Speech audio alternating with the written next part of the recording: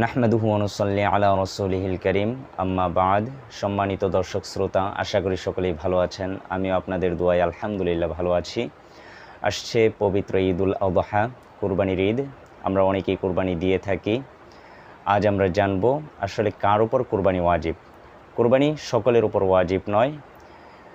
কুরবানি ওই ব্যক্তির উপর ওয়াজিব যিনি প্রাপ্তবয়স্ক, জ্ঞানসম্পন্ন, মুসলিম হবেন এবং যার নিকট 10 জিলহজ ফজর থেকে নিয়ে 12 জিলহজ আসর পর্যন্ত এই সময়ের ভিতর প্রয়োজন বাদে নেশাব পরিমাণ সম্পদ থাকবে, তার উপর কুরবানি ওয়াজিব হবে।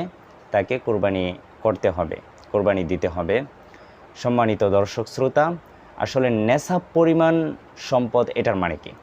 নেশাব পরিমাণ সম্পদের পরিমাণ হচ্ছে কারো নিকট 7.5 ভরি স্বর্ণ অথবা 52.5 ভরি রূপার মূল্য পরিমাণ সম্পদ থাকা। প্রয়োজন বাদে কারো নিকট যদি 7.5 ভরি স্বর্ণ অথবা 52.5 ভরি রূপার সমপরিমাণ সম্পদ থাকে, তাহলে তার উপর কুরবানি ওয়াজিব হবে, তাকে কুরবানি দিতে হবে। যেমন ধরুন, প্রয়োজন অতিরিক্ত সম্পদ আপনার হতে পারে, আপনার একটি বাড়ি আছে, এই বাড়িটি আপনি প্রয়োজনে আপনার ব্যবহার করা হচ্ছে, আপনার ক্ষেত খোলা যেগুলো আছে এগুলোতে আপনি চাষ করেন, এগুলো আপনার প্রয়োজনের ভিতর।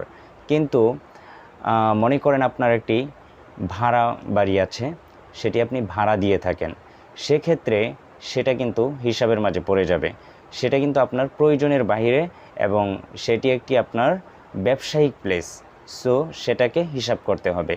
তো সেই হিসাব করে আপনার নিকট যদি 7.5 ভরি স্বর্ণের সমপরিমাণ সম্পদ হয়ে থাকে অথবা 52.5 ভরি রূপার সমপরিমাণ সম্পদ যদি হয়ে থাকে, সব মিলিয়ে আপনার যত অতিরিক্ত সম্পদ রয়েছে সব হিসাব করে যদি এটার কোনো একটা পরিমাণ সম্পদ যদি আপনার নিকট হয়ে থাকে, তাহলে আপনার উপর কুরবানি ওয়াজিব হবে, কুরবানি দিতে হবে।